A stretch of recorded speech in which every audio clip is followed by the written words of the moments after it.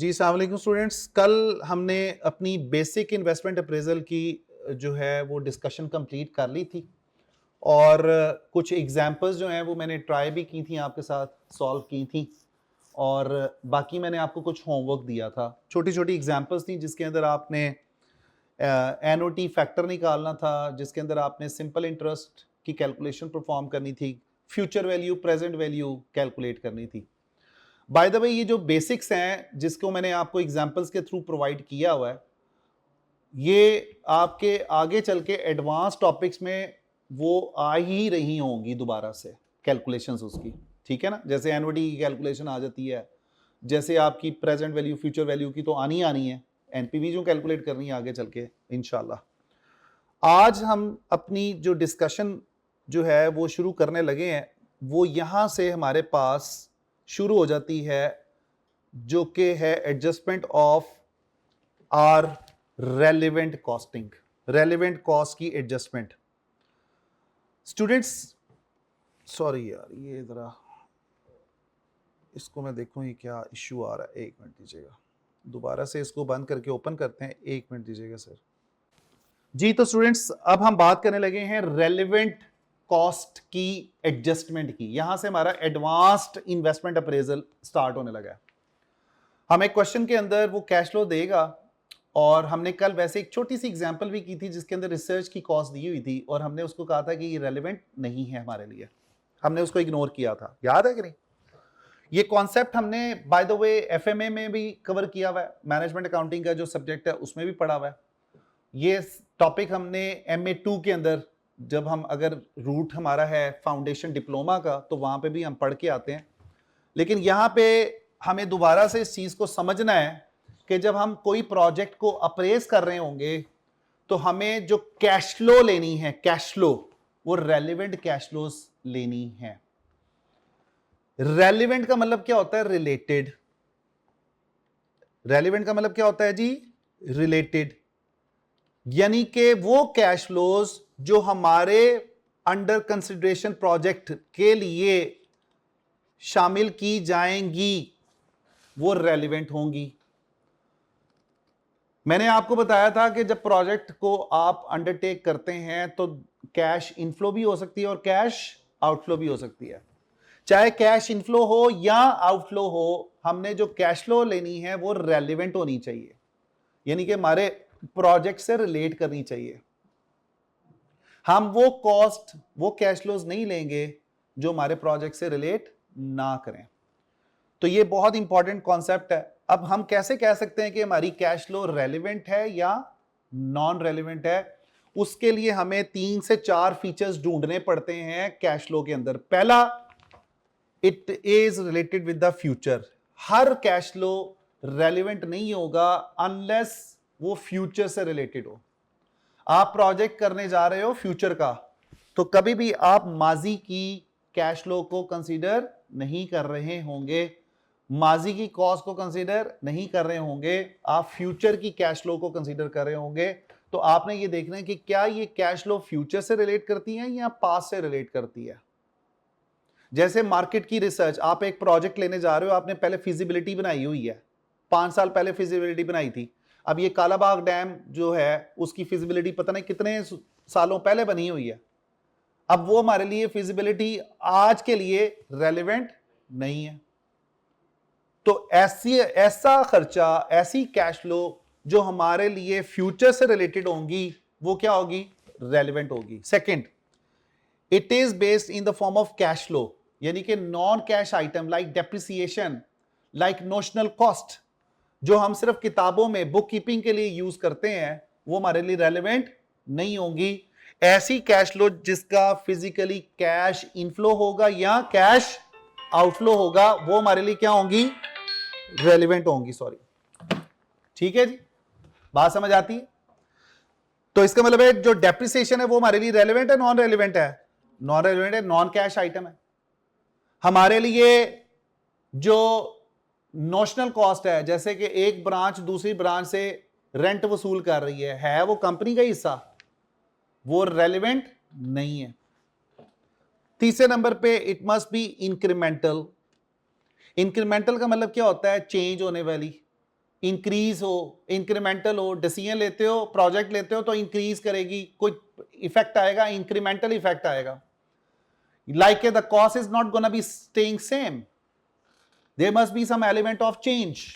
Incremental cost, variable cost is an incremental cost. Additional, यानी कि कुछ एडिशनल खर्चा भी होगा, जैसे हर नया यूनिट बनाने के लिए कुछ नई कॉस्ट भी लग रही होगी हर एडिशनल यूनिट की. चौथे नंबर पे connected with the implementation of the decision under consideration, यानी कि अगर आप डिसीजन लेते हो तो कॉस्ट लगेगी, नहीं लेते तो सेव हो जाएगी. इसको बोलते हैं directly attributable cost. Directly attributable cost are those cost, और इसको यहां पे कई दफा एग्जामिनर ऐसे भी लिखता है एज अ कॉन्सिक्वेंस ऑफ, यानी कि अगर हम ये डिसीजन लेंगे तो लगेगी, अदरवाइज नहीं लगेगी. समझ आ रही है बात कि नहीं? हमने ये कहा कि हमारे पास जो कैश फ्लोज हैं वो चार तरह की, अगर चार फीचर्स होंगे, मेनली तो वैसे ऊपर वाले तीन है, लेकिन अगर चौथा फीचर भी ऐड करें तो चार मेन फीचर्स हैं. अगर कैश फ्लो में ये चार फीचर्स हैं तो कॉस्ट कैश फ्लोज रेलिवेंट है, अदरवाइज नॉन रेलिवेंट है. पहला फीचर क्या है? It must be related with the future. Second one is it is in the form of cash flows. Third, it is incremental. Fourth one is it is connected with the decision under consideration, कि आप decision लोगे तो cost लगेगी, नहीं लोगे तो नहीं लगेगी, as a consequences of, as a consequence of. ठीक है जी. तो ये डायरेक्टली एट्रीब्यूटेबल कॉस्ट होती हैं जो लग रही होती हैं. एग्जाम्पल जी, अब कौन कौन सी कॉस्ट हमारे लिए एग्जाम्पल के तौर पे रेलिवेंट होंगी? इसके अंदर मटेरियल की कॉस्ट है, रेलिवेंट है.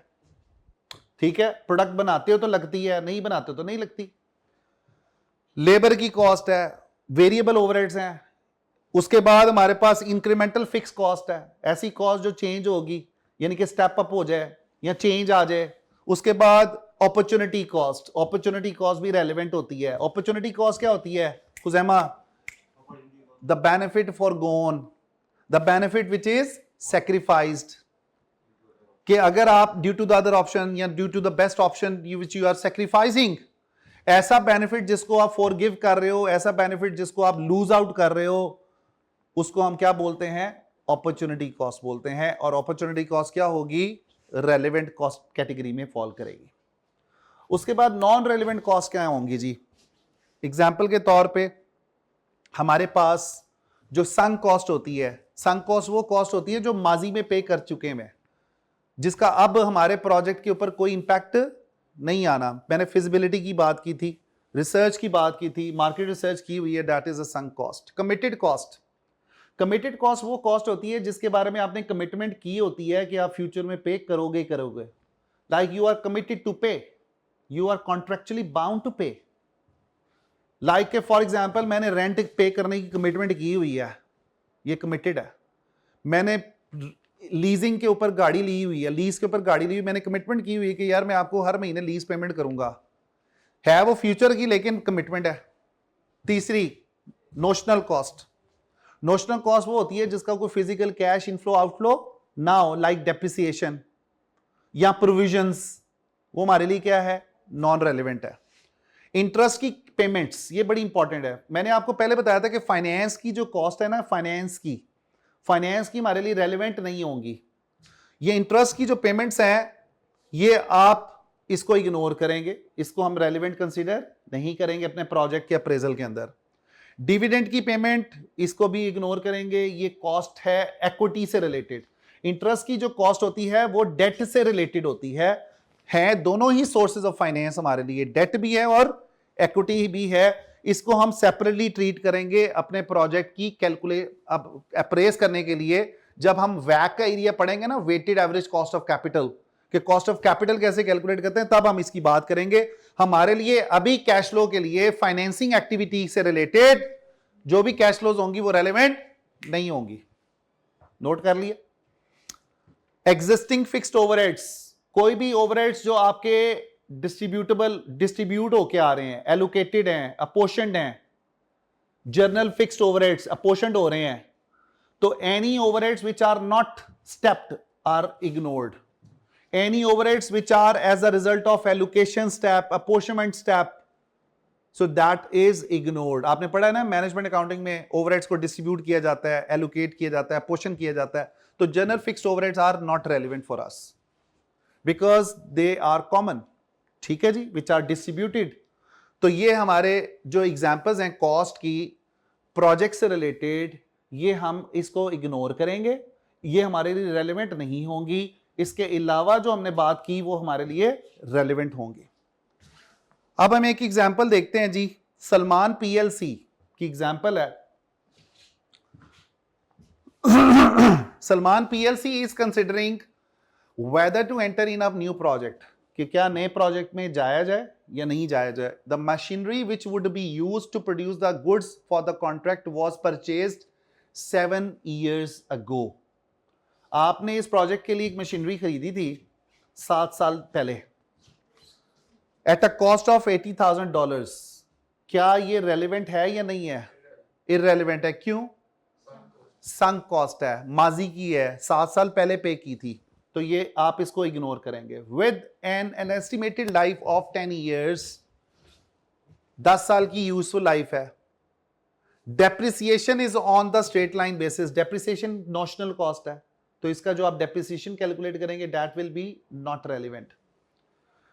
The machinery has been idle for some time and if it is not used on this contract would be scrapped and sold immediately for an estimated amount of 5,000। वो कहता है कि अगर आप इस मशीनरी को इस्तेमाल नहीं करते तो आप इस मशीन को 5,000 के अवज बेच सकते हो, फायदा उठा सकते हो बेचने का, पैसे मिल रहे हैं ना आपको, फायदा मिल रहा है, इनफ्लो आएगा आफ्टर यूज। अब इसका दूसरा हल बता रहा है, वो कहता है कि अगर हम इस मशीनरी को इस्तेमाल करते हैं, if after use on this contract the machine would have no value, यानी कि उसकी वैल्यू क्या हो जाएगी? जीरो हो जाएगी। स्टूडेंट्स, एक वक्त में हमें उसका फायदा कितने का मिल रहा है? $5,000 का। दूसरी तरफ अगर हम उसको बेचते नहीं है, इस्तेमाल करते हैं, तो कितना फायदा मिलेगा? जीरो का। स्क्रैप वैल्यू जीरो हो जाएगी। And would have to be dismantled and dispose of at the cost of 1,500। उस मशीन को डिसमेंटलिंग करनी पड़ेगी, रिमूव करना पड़ेगा साइड से, तो लिहाजा उसकी डिसमेंटलिंग कॉस्ट ऊपर कितनी लग रही है? 1,500 की। Ignoring the time value of money, what is the relevant cost of the machinery to the new contract, कि अगर आप नया कॉन्ट्रैक्ट लेते हैं उसके लिए रेलेवेंट कॉस्ट क्या होगी, बताएं मुझे। अगर हम अपने प्रोजेक्ट को टेकअप करते हैं तो रेलेवेंट कॉस्ट क्या होगी जी? 2 मेन होंगी। एक तो हमारे लिए अपॉर्चुनिटी कॉस्ट, अगर हम इस मशीनरी को इस कॉन्ट्रैक्ट के लिए यूज करते हैं तो हमारे लिए अपॉर्चुनिटी कॉस्ट कितनी सेक्रीफाइस करेंगे बच्चों? $5,000 की। ये अपॉर्चुनिटी कॉस्ट आ जाएगी। साथ साथ हमारे लिए 1,500 जो है वो क्या होगी? वो हमारी डिसमेंटलिंग कॉस्ट होगी, वो भी हमारे लिए क्या होगी? रेलेवेंट होगी। तो हम इन दोनों कॉस्ट को मिला के कितनी रेलेवेंट होगी? 6,500। Reason behind is, again I am going to repeat, कि यार 5,000 तो अपॉर्चुनिटी कॉस्ट है, चूंकि हम काम ले रहे हैं मशीन से, उसको इस्तेमाल में ला रहे हैं। अगर आप मशीन को इस्तेमाल में लाते हैं तो आप उसको बेच नहीं सकते, एक वक्त में एक ही इस्तेमाल होता है ना, तो आप उसको बेच के जो नुकसान आपने नहीं बेचा, बाय द वे आप तो उसको इस्तेमाल में कर रहे हो, तो अपॉर्चुनिटी कॉस्ट कितनी मिस आउट कर रहे हो? 5,000 की। 1,500 क्या है कि आपने उस मशीन को आके लाइफ के बाद डिसमेंटल भी करना है, रिमूव भी करना है, तो वो हमारे लिए क्या होगी? रेलेवेंट होगी। तो टोटल मिला के इसका जो आंसर बनता है वो कितना बनता है? 6,500। तो ये क्वेश्चन के अंदर आपको वो ये नहीं कहेगा रेलेवेंट, पार्ट ए में कहेगा रेलेवेंट कॉस्ट कैलकुलेट करो, वो एज्यूम ये कर रहा है कि आपने पीएम में और आपने पीछे से रेलेवेंट कॉस्ट का बेसिक अंडरस्टैंडिंग आपने ले ली हुई है, ठीक है जी। आपने इसकी अंडरस्टैंडिंग, बल्कि इधर बैठ जाएं, आपने इसकी अंडरस्टैंडिंग ली हुई है, आपने इसको पढ़ा हुआ है, तो यहां पे सिर्फ आपसे वो अप्लाई करवा रहा है इस एडजस्टमेंट को। बहुत सारे क्वेश्चंस में आपको रेलेवेंट कॉस्ट नजर आ रही होगी, और आपने पूरे प्रोजेक्ट को जब अप्रेज करना है तो आपने देखना है कि यार कौन सी कॉस्ट रेलेवेंट होगी। अच्छा, कई जगह पे कंफ्यूजन आ जाएगी, तो फिर उसका आप क्वेश्चन के एंड पे ना नोट दे रहे होंगे कि I have assumed this cost to be relevant और this cost to be non relevant, ताकि एग्जामिनर जो है वो आपके मार्क्स ना काटे। लेकिन जो भी आप नोट लिख रहे हो भाई, आपने जस्टिफाई करना है कि यार वो जो नोट है it is making sense to the examiner. आप एक डेप्रिसिएशन को ये कहने बैठ गए हो कि यार ये रेलेवेंट होगा, तो वो तो एग्जामिनर ने आपको कहना है यार ये बोंगी मार रहा है। नोट भी लिख दिया आपने कि डेप्रिसिएशन इज रेलेवेंट, भाई किस ग्राउंड पे? डेप्रिसिएशन तो नॉन कैश आइटम होती है, नोशनल है। आपने वर्डिंग यही इस्तेमाल करनी है कि यार इस कॉस्ट को मैंने संक कॉस्ट कंसीडर किया है, रेलेवेंट नहीं है। इस कॉस्ट को मैंने नोशनल कंसीडर किया है, रेलेवेंट नहीं है। इस कॉस्ट को मैंने जनरल अपोर्शमेंट के रिजल्ट से अपोर्शन किया तो ये रेलेवेंट नहीं है। ठीक है स्टूडेंट्स, नेक्स्ट बात करते हैं थोड़ी सी। हमारे पास इन्फ्लेशन की एडजस्टमेंट आएगी। बाय द वे ये एक ही गो में चलना पड़ेगा हमें। इन्फ्लेशन को एक ही गो में खत्म शुरू भी करेंगे और खत्म भी करना पड़ेगा। और साथ ही इसके इंशाल्लाह कल हम बात कर रहे होंगे टैक्सेशन की एडजस्टमेंट की। ठीक है, हर एनपीवी के क्वेश्चन में बाय डिफॉल्ट इन्फ्लेशन, टैक्सेशन, ये दो चीजें तो वो लाजमी पूछता है। रेलेवेंट का पूछे ना पूछे, इन्फ्लेशन टैक्सेशन की एडजस्टमेंट लाजमी पूछता है। मैंने आपको जो नोट्स दिए हुए हैं, प्लीज आपने उसको जरा थोड़ा सा खुद से ग्रो थ्रू करके आना है। तो हम कल बात कर रहे होंगे कि रियल रेट और नॉमिनल रेट, दो तरह का रेट हम उसको एडजस्ट करते हैं विद द इन्फ्लेशन। ठीक है जी, फिर इन्फ्लेशन और उसके बाद हम बात करेंगे इसके बाद कि जी मनी रेट और रियल रेट में क्या फर्क होता है, इसकी कन्वर्जन कैसे होती है। उसके बाद हम बात करेंगे इन्फ्लेशन की टाइप्स की। में भी ये भी हो सकता है कि कल का सारा दिन हमारा इन्फ्लेशन पे ही लग जाए, इसको समझने पे लग जाए, इसको एग्जाम्पल को हैंडल करने पे लग जाए। तो इसके साथ साथ छोटी छोटी और एग्जाम्पल्स भी मैंने किताब से कोशिश की है। आपके योर टेस्ट योर अंडरस्टैंडिंग्स है ना, टेस्ट योर अंडरस्टैंडिंग 5 ये देख रहे हैं, इसको सॉल्व करना भी तकरीबन आपका आधा पौना घंटा इस पे लग जाता है। तो ये हम एग्जाम्पल्स इंशाल्लाह कोशिश करेंगे कल इसको डिस्कस करें। और फिर उसके बाद हमारे पास कुछ छोटी एडजस्टमेंट्स भी आ रही होंगी, कुछ बड़ी एडजस्ट, जैसे वर्किंग कैपिटल की एडजस्टमेंट है, बड़ी छोटी एडजस्टमेंट है, वो 15-20 मिनट में आपको समझ आ जाएगी। ठीक है, फिर उसके बाद मेन काम आ जाएगा उसकी कैलकुलेशन पे। फिर आगे चलेंगे इंशाल्लाह टैक्सेशन की और बाकी चीज़ों की इंशाल्लाह। ठीक है, तो उम्मीद है कि हमारा फर्स्ट वीक ऑफ अक्टूबर तक ना काफ़ी हद तक ये एनपीवी वाला एरिया ख़त्म हो जाएगा। और फिर उसके बाद जो हमारा एरिया आएगा ना, उस पर हमारा टाइम ज़्यादा नहीं लगेगा, तकरीबन एक हफ्ते में या 4 दिन में 5 दिन में ख़त्म हो जाएगा इंशाल्लाह। ओके जी, तो साथ साथ चीज़ों को करें। और ये रेलिवेंट कैश फ्लोज को ज़रा अच्छे तरीके से आपने पढ़ के आना है। इसकी किताब में अंडरस्टैंडिंग्स दी हुई हैं, टेस्ट योर अंडरस्टैंडिंग्स प्रोवाइडेड हैं। तो रेलिवेंट कॉस्ट को पक्का कर लीजिएगा अपना कल के लिए, ताकि आपको बार बार पीछे ना जाना पड़े। आप बार बार चीज़ों को भूले ना कि यार अच्छा ये मैंने पढ़ा था, कैसे पढ़ा था, क्यों रेलिवेंट था, क्यों नॉट रेलिवेंट था। हाँ, कहीं फंस गए तो फिर वापस चले जाएं, लेकिन ऐसे तैयार करें कि यार बार बार हमें उसको देखने की जरूरत ना पड़े। Thank you very much. आज मैंने जैसे बताया था कि शॉर्ट क्लास होगी, तो शॉर्ट क्लास ये वाला टॉपिक, अगला वाला मैं टॉपिक इसलिए नहीं स्टार्ट करा कि वो एक ऑर्डर में है, एक सीक्वेंस में। अभी मैं करवा भी दूंगा शुरू, तो कल फिर ब्रेक लग रही होगी, कल दोबारा से शुरू कराना पड़ेगा। ठीक है, thank you very much, see you tomorrow इंशाल्लाह। अपना ख्याल रखिएगा, अल्लाह हाफिज़।